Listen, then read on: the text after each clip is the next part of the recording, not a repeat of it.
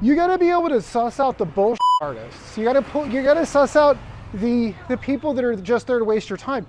So a follow-up on one of my previous uploads where I was talking about letting your life turn into chaos and how important it is for your mental health to keep yourself engaged, keep some level of structure. Don't spend all your time just laying around and procrastinating stuff you need to get done.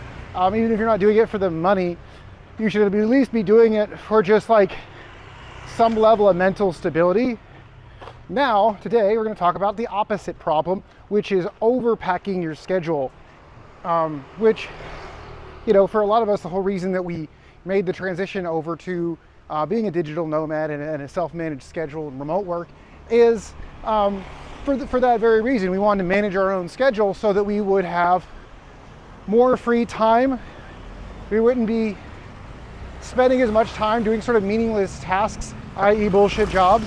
But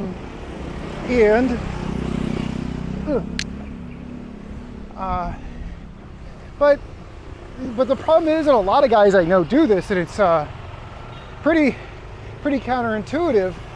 One of the things about having an office job is you're forced to be there a set amount of time, but also because of that, you're forced to leave when the day is over, versus when you take your work everywhere with you. It's really easy to constantly overbook yourself every time, rather than you being deliberate about your schedule and saying, I work from this time to this time.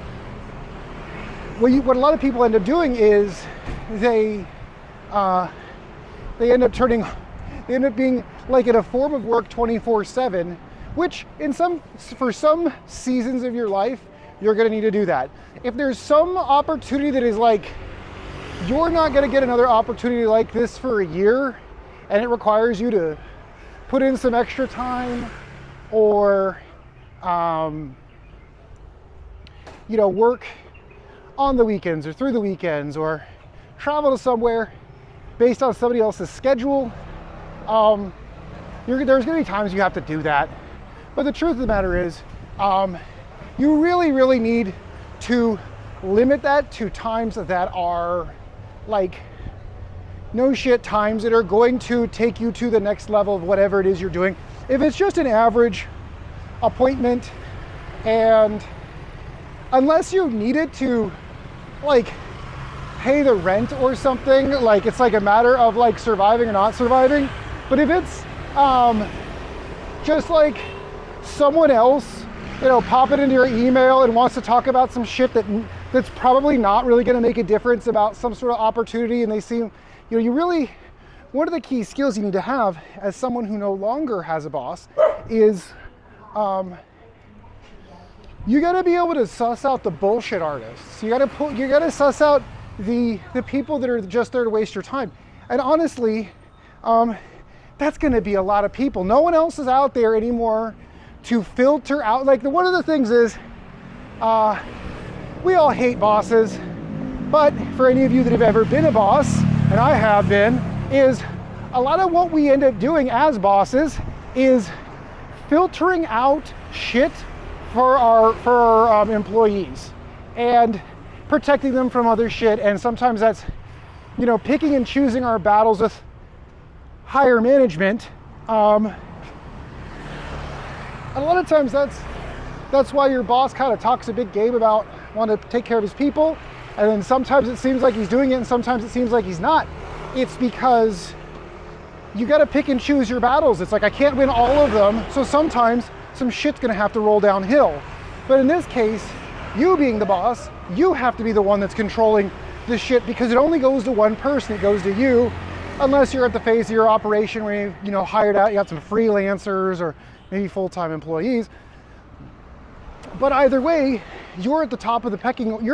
Either way, you're still at the top of the pyramid, and so you need to basically be able to. You need to get really, really good at telling people no, and being able to really quickly evaluate and not spend too much time on people that are going to want to get just a little bit of your time, just get a little 5 minutes here, just hop on a quick call, just some other thing. Like, you need to precisely know what your objectives are, what's the next thing you need to do to the next level to keep on doubling down, and whether you need to make a shift. And everybody else hitting you up for other shit is just going to end up dragging you down.